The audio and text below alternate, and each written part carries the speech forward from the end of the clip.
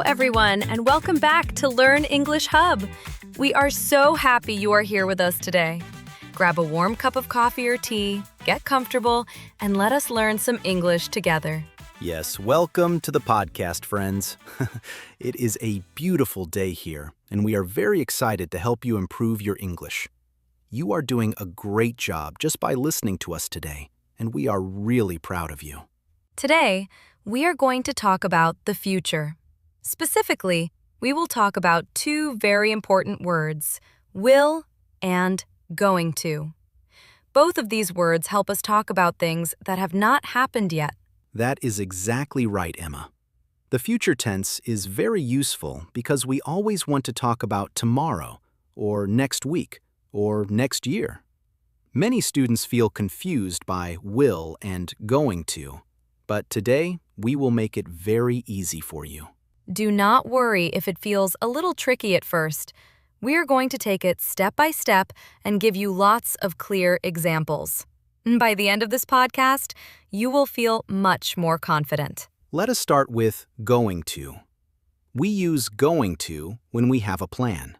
This means you decided to do something before you speak to someone. Yes, exactly. Imagine you made a decision yesterday, and today you are telling me about it. You use going to because the plan is already made in your head. For example, I can say, I'm going to visit my parents this weekend. That is a perfect example, Emma. You already know you will visit them. You probably called them and told them, so it is a firm plan. I have a plan too. I'm going to cook pasta for dinner tonight. Oh, I love pasta. Did you already buy the ingredients from the supermarket? That makes it a really strong plan. Yes, I went to the store this morning. I bought fresh tomatoes, garlic, and pasta. Because I bought everything, I am definitely going to cook pasta tonight. See how simple that is? When you are sure about a plan, you say, I am going to.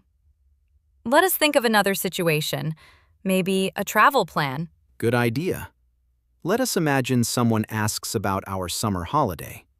I can say, we are going to travel to Italy in July. Wow, Italy sounds amazing right now.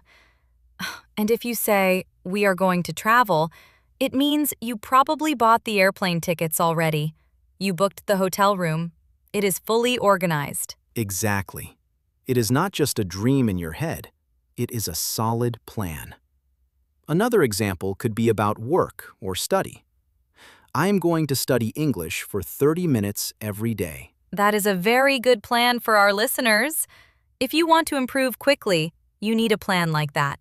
You can say to yourself, I am going to practice every single day. Making a schedule is the best way to learn a new language.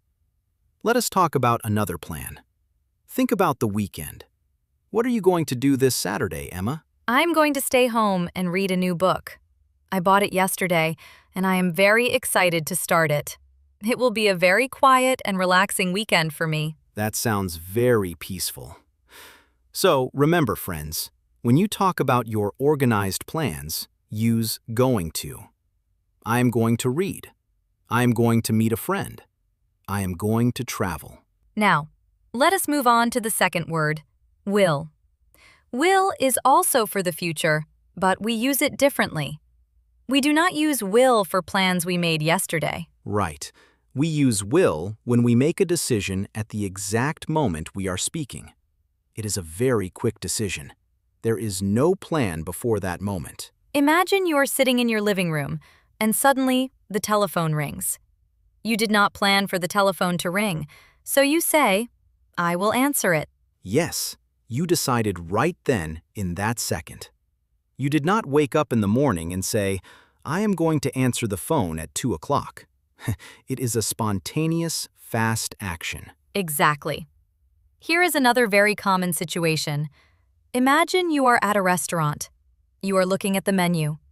The waiter comes to your table and asks what you want to eat. You look at the menu, think for a second, and decide. You say, I will have the chicken with rice, please. This is a new decision. You just made it. That is a perfect example. We always use will when we order food in a restaurant or a cafe. I will have a coffee. I will take a slice of cake. It is polite, and it shows a quick decision. Let us think of another quick decision. What if you see someone carrying a very heavy box? They look tired, and they clearly need some help. Oh, I know this one. You want to be kind and help them out. You say, I will help you carry that box. You did not plan it. You just saw them and decided to help. Exactly. I will help you. It is a promise and a quick decision. We use will for promises a lot, actually. Think about when you borrow a book from a good friend. Yes, you take the book and you say, I will give it back to you next week. It is a promise. Or you can say, I will call you when I get home. I use that one all the time. I will call you later. It sounds very natural. So, to review quickly, going to is for old plans. Will is for new, quick decisions. You are explaining this so well, Daniel. I hope our listeners feel more comfortable with these words now. Remember, you are learning, and it is perfectly okay to make mistakes. That is absolutely right. Do not worry if you mix them up sometimes. Native English speakers will still understand you perfectly, but learning the difference makes your English sound much more natural. Let us talk about another way we use these words. We can use both will and going to when we talk about predictions. A prediction is when we guess what will happen in the future. Yes, predictions are very interesting. Sometimes we have evidence. Evidence means we can see or hear something right now that helps us guess the future. When we have clear evidence, we use going to. Think about the weather outside. Imagine you look up at the sky. You see very big, dark, black clouds. You can feel the wind getting cold. That is your evidence. Because you see the dark clouds, you know what is coming. So you say, look at those clouds. It is going to rain. You are very sure because you see the evidence with your own eyes. Exactly. You would not say, it will rain in this specific situation. It is going to rain sounds much better because the dark clouds are right there. You better grab an umbrella. Let me give another example of evidence. Imagine you are watching a football game on television. The blue team has 5 points, and the red team has 0 points. There is only 1 minute left in the game. Wow, that is a very big difference in points. The evidence is the score and the short time on the clock. So you predict the blue team is going to win. Spot on, Emma. The blue team is definitely going to win. Now, what about will? When do we use will for our predictions? We use will when we are just guessing. We do not have strong evidence. It is just our opinion or what we believe inside our heads. We often start these sentences with, I think or I believe. That is very true. For example, I might say, I think humans will live on Mars one day. I do not have any evidence right now. It is just a guess in my mind. Yes, that is a great example. Or maybe you say, I think it will be sunny tomorrow. You did not check the weather report on your phone. You just hope it will be sunny. Right. We also use will when we are talking about the distant future, things that are many years away from today. For example, in the year 2050, cars will fly. I really hope cars will fly. That would be so much fun. But again, it is just a prediction without real evidence today. It is only a fun guess. So, if you see evidence, use going to. If you are just guessing or giving your personal opinion, use will. You are all doing fantastic. Just keep listening and relaxing. Before we do our final recap, let us talk about one more thing. Making offers to your friends. An offer is when you want to do something nice for someone right now. Offers are a wonderful topic. We almost always use will for offers. For example, If you see me shivering because it is cold in the room, you can offer to help me. I would say, "You look cold. I will close the window for you." Or maybe, "I will get you a warm blanket."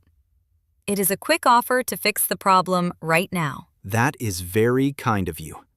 And if I have a terrible headache, you could offer, "I will bring you some water and an aspirin." Exactly. I will bring you water. I did not plan it an hour ago. I am offering my help in the present moment.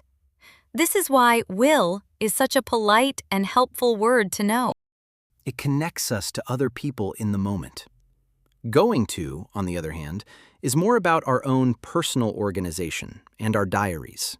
Let us talk a little more about shopping. This is a place where we use both words a lot. Imagine you are making a grocery list at home. While writing the list, I can say, I am going to buy milk. I am going to buy bread. I am going to buy some apples. These are all planned actions. But then, imagine you are in the supermarket. You are walking down the aisle. Suddenly, you see some beautiful, fresh strawberries. They look delicious, but they are not on your list. I see them, and I want them right now. It is a quick decision. So I say, oh, they look good. I will buy some strawberries too. That is the perfect distinction. The milk was a solid plan. I am going to buy milk. The strawberries were a spontaneous decision. I will buy strawberries. English is actually very logical sometimes. Once you understand the feeling behind the words, it becomes much easier to speak naturally. It really does.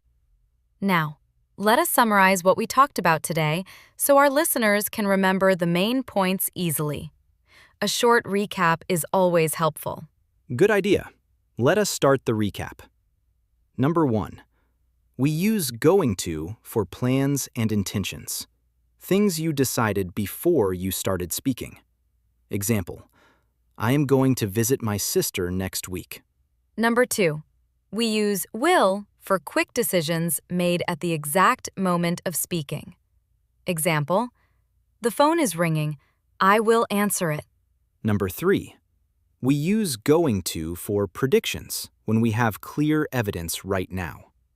Example, look at those dark clouds. It is going to rain. And finally, number 4. We use will for predictions when we are just guessing or giving our opinion. Example, I think it will be a sunny day tomorrow. And that is it. Those are the basic rules for will and going to. It is not too much to remember. You see? It is not so difficult when you break it down into small pieces. You are all doing a fantastic job, and we are so happy you chose to study with us today. Learning English takes time, but every single podcast you listen to helps you grow. Just take it one day at a time, and remember to be kind to yourself. Before we finish our cozy chat today, we want to remind you of something very important. Consistent practice is the secret to success. Even just 10 or 15 minutes a day can make a massive difference. Try to think in English a little bit every day. For example, when you wake up tomorrow morning, make a small plan. Say to yourself, today I am going to learn 3 new English words. It is simple, it uses our grammar lesson, and it helps you improve. We really hope you enjoyed today's episode of Learn English Hub. We love spending this time with you. If you found this episode helpful, please do not forget to subscribe to our channel. It really supports us and helps us create more cozy lessons for you. Yes, please subscribe and give this video a big thumbs up. Also, leave us a comment below and tell us, what are you going to do this weekend? We would love to read your answers and see you practice using going to in the comments. Thank you again for being such wonderful listeners. Keep practicing every single day, and we will see you in the next episode. Have a beautiful day, everyone, and happy learning! Goodbye, friends. See you next time on Learn English Hub. Keep smiling and keep speaking English.